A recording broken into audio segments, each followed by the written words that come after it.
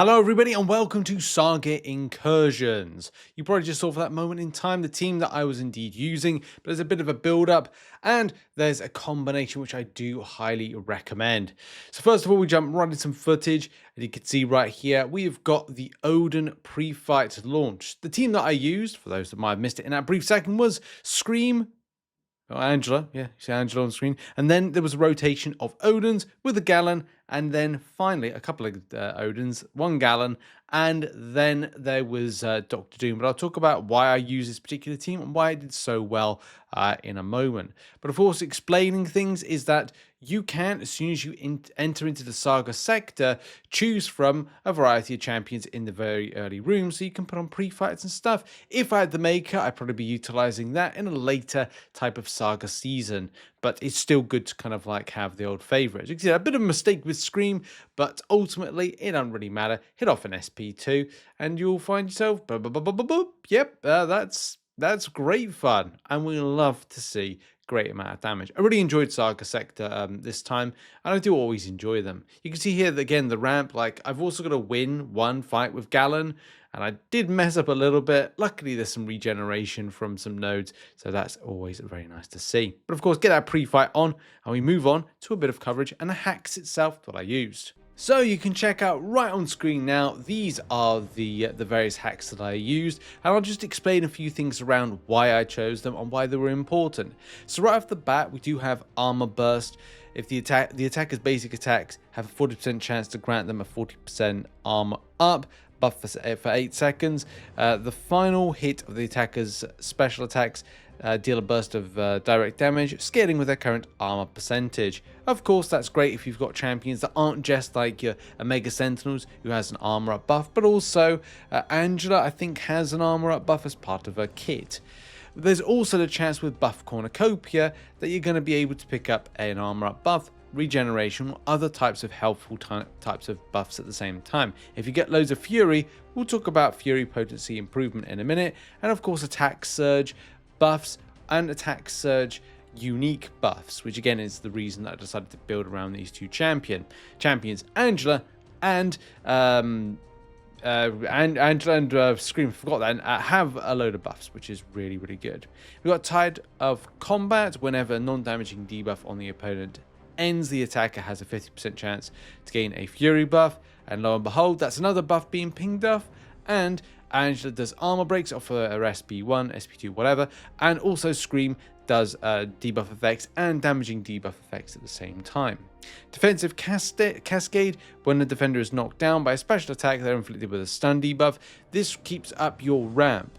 Also has a cooldown for 15 seconds, reduced by 1 second for each armor up effect on the attacker, down to a minimum of 5 seconds. Now, as we said, there are options there with that one above, Armor Burst, and of course the champions have those abilities pop up from time to time. I also decided to go with Regenerative Front.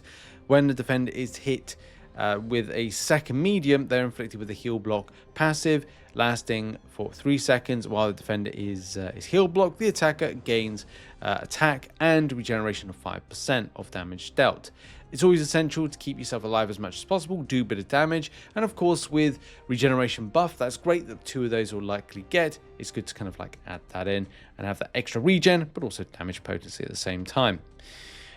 You may not have other buff type champions or champions throwing buffs, so you may not decide to set up this way. I'll be talking about options, but this is all about like who I used and why I found it effective type of video.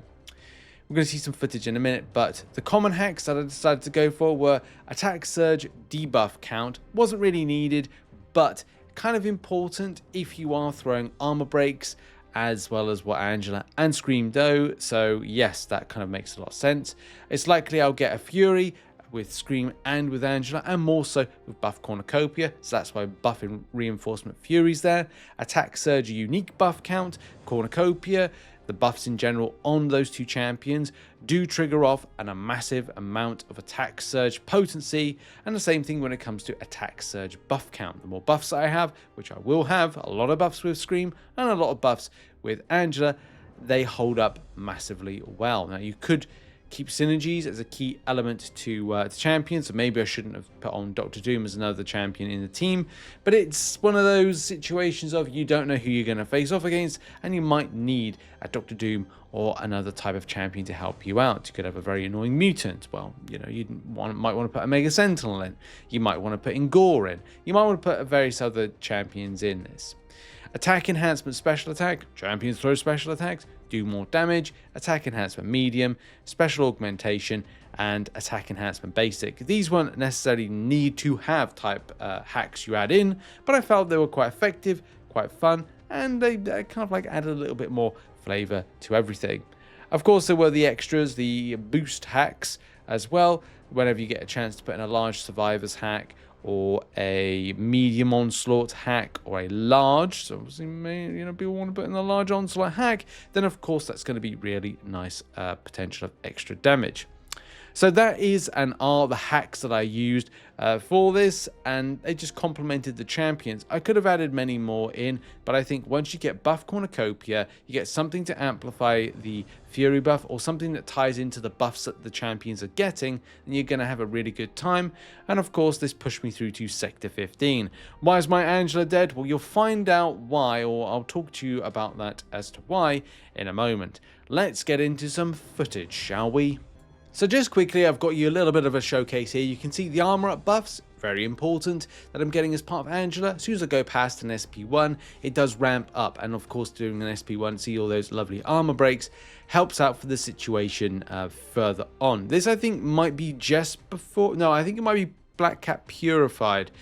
The stun that you get off the back of the special, or maybe not. Oh, the Purified did pop up, so I'm going to go with yes, that's probably the case. So future fights, you're largely going to see that, but it's certainly nice to kind of showcase there, a little bit there, not the damage on the earlier rooms. Difficult fights, like fights that have glancing with Ant-Man, which you can see, yeah, that's kind of like annoying, but the champion's slow and steady. And there were some times where I was like, okay, well, this isn't going to pan out that well, but it ended up working fine. I mean, you can see it's working fine. Yes, there's glancing. And of course, there I hang back with the stun, but I was like, I just want to be sure.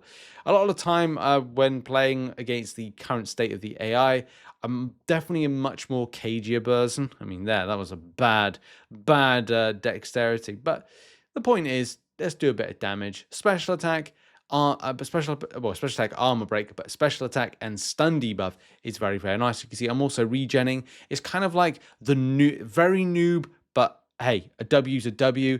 Doesn't matter if you're a noob. It's all about how you prepare the right champions against the right hacks and have a bit of fun at the same time. Now we get into the business end. This is towards the latter point of the sector or the zones, which is really, really cool. And especially going up against champions where I'm like, oh, should I have a debuff immune, like a poison immune type champion? Well, not to worry, because you've got the Galan seed, of course, helping out. But the main thing with the Odin synergy, or Odin Prefight even, is providing you with the ability to not take so much damage from damaging debuffs. This is risky behavior, by the way. It's pushing this Silver Surfer, and this is why I brought Dr. Doom in, because I just didn't know if I was going to be facing, what I was going to be facing off against.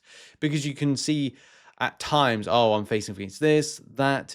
Do I need an evade counter? Well, if there's an evader, then I would go with just kind of operating on a parry, hit, then parry again, or re-parry back in order to do that. And you're going to see that in the final fight against Spider-Man. But the just get out of jail free card, the make it easy with Angela and Scream allowed me, and even with Dr. Doom, like you can see I'm getting buffed. As soon as I ping off dexterity, I've pinged off something else. Armor burst, as well as giving my Dr. Doom buffs, which allows me to go in a different direction. This is why having him in might have been like, oh, I'm not sure, because a lot of these champions I faced off against, I found them power gaining a lot more. So therefore, a power control champion like Dr. Doom is going to be one of those help you out type champions. So with that Odin pre-fight, with the Galan seed, bulking around Scream, and all the buffs that come with it, it is just a fun swipe. Don't have to look too much to the left-hand side. And as well, I think Kabam did a better job with this Saga than before, because it doesn't seem as annoying. Now, if you have had an annoying situation, let me know in the comments, but I've largely enjoyed my endeavor into this, so this has been kind of like great to have a bit of fun. And this is the final fight against Spider-Man, where I did actually have a mistake. This is a big wobble from me here, in that I pushed the champion to an SP3. Naughty me. He had power gaining, but this was, I had very limited options as well. The evade thing scared me, so I went for a parry, hit through, and then of course retired back. Here, I barely stayed alive, but I think that's that armor burst coming in clutch. So yeah, coming in clutch, getting a W, having a fun time at the same time, getting that stun off the back of special attacks, and that setup was absolutely ideal. Who do you use, or what type of combination do you use in this? But it was certainly great to finish off Zone 15 strong, have a lot of fun at the same time. Yeah, drop your combinations that worked in the comments. I'm going to be doing a better kind of like options spreadsheet that I did before. Can't promise it's going to be today, but I will try and get it so that it's out late tomorrow before I work on the Alliance Wars Showcase Guide. And then, well, I have a break of about 24 hours before we are then hit with the brand new mode. And I stress out a little bit more, going, I've got to cover this, especially more so if it gets broken and we have to cover it in a different direction. Anyway, thanks for watching. See you soon. See you later. Bye.